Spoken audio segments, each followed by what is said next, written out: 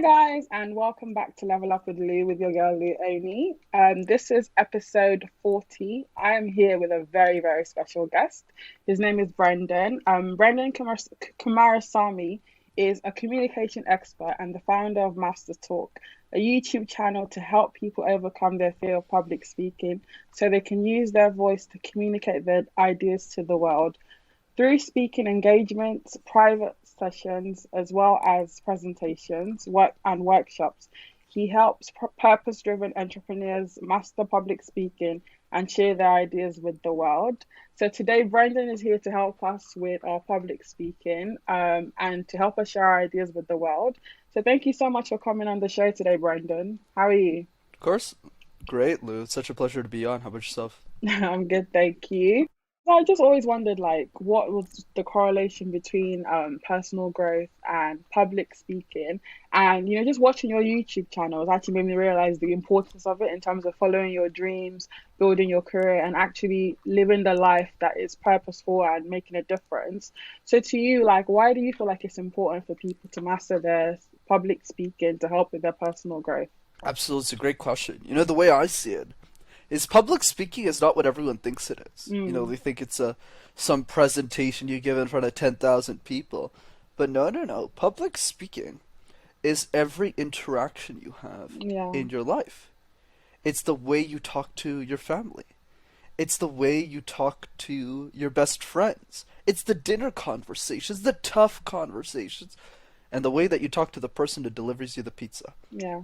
And once you realize that every interaction is communication, every interaction is public speaking, then you start to realize that public speaking is not just about improving the quality of your presentations, but also the quality of your life.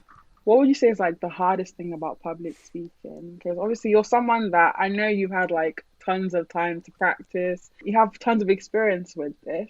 But in terms of like for other people, like what would be the hardest thing that you found that people struggle with the most about public speaking? Yeah, I would say the hardest thing is really the mindset piece, Mm, because most people don't think they're great communicators, Lou. And my response to that always is to try and get them a quick win. To try and get them a win so they say, oh, actually public speaking isn't that hard. yeah, It's actually not that bad at all. So the advice I always give to conquer that piece is to do something really easy so that they can go, oh, right, this is pretty easy. So I'll give you an example. There's a technique that I share that if you only apply this technique and you don't listen to anything else I say in this show or our conversation today, you will 10x your communication skills. Like guaranteed. If you apply it, if you do the work and you apply it. And the technique is called the puzzle method. Public speaking is like a jigsaw puzzle, Lou. They're pieces you put together. You know those toys that you used to do as a kid? Those puzzles? yeah. So if I asked you, Lou, let's say you're working on a puzzle yourself, which pieces would you start with first and why?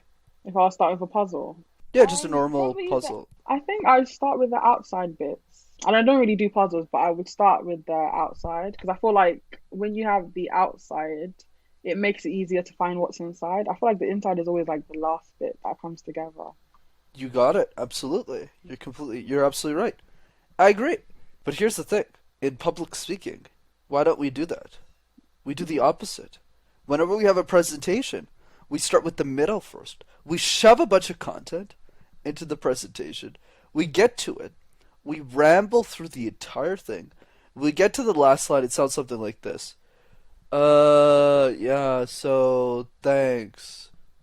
And that's probably like 95% of all the presentations I hear. Yeah. But there's an easy way to fix this. Treat your presentations like a jigsaw puzzle. Mm, Start with the edges first. mm, Do your introduction 50 times, not 30 times, not 3 times, not 5 times. Do it 50 times. It's actually not that hard, right? 50 seems like a big number, but an introduction is like a minute. So it'll take you an hour to do this. yeah. Same thing with the conclusion. What's a great movie with a terrible ending? Last time I checked, terrible movie. You're all Same right. thing. Yeah. 50 times the conclusion. In 2 hours of practice. 2 hours, not 2 days, not 2 weeks, not 2 months, 2 hours.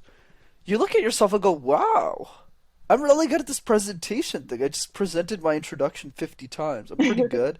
Same thing with the conclusion. And now the mindset piece is solved. Yeah. Now you go, wow, I'm pretty good at this. Now let me tackle the middle. But remember, Lou, like jigsaw puzzles that have 2,000 pieces, I wouldn't do that on my own. Too many pieces.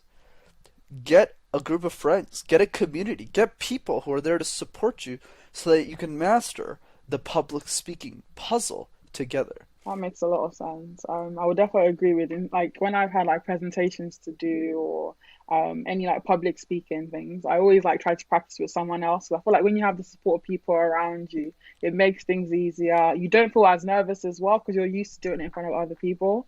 What would you say is more important, content or delivery? Oh, yeah, the famous content versus delivery. All right, let me end the war. I want everyone who's listening to this to do a thought experiment with me. Picture all of your teachers in high school. My question for you is how much do you actually remember from high school? Most people will say nothing. And the reason they say nothing is not because of the content.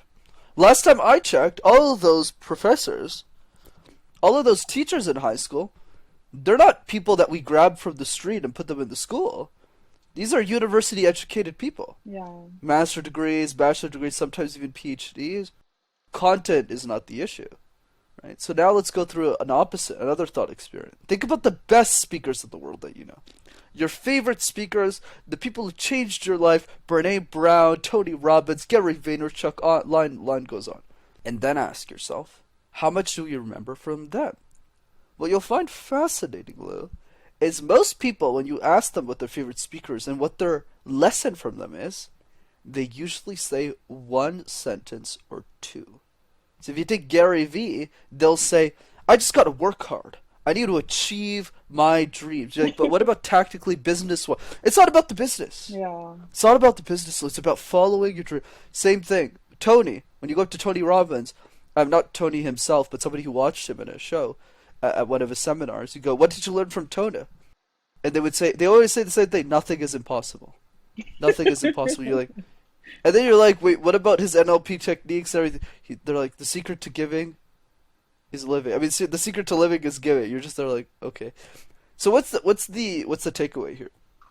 The takeaway is the following. Even if you're a world-class speaker, even if you're one of the best speakers on the planet, you will only have your audience remember one key idea, which drives the following conclusion.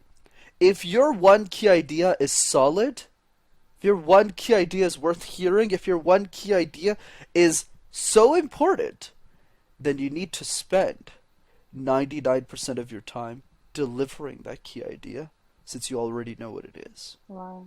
Wow. That is very powerful. What would you say is like a tip that could keep people engaged when you're talking about something for a very long time? Good question. So there's this idea of the symptom versus the core issue. So a lot of people ask me this, Lou. They go, Brenden, what can I do to keep my audience engaged? Can I throw a joke in? Can I be a bit more sarcastic? Do I take oranges and I start throwing those oranges at my audience? Lots of creative ideas. I'm just kidding with the oranges thing. But the point I want to drive is the issue is always the same. I always ask him this. Well, John, how many times have you given this presentation? And he goes, twice. And I go, okay. So when you ride a bike the first time, and do you think you could ride a two-wheeler after only being on the bike twice? It's like, no, right?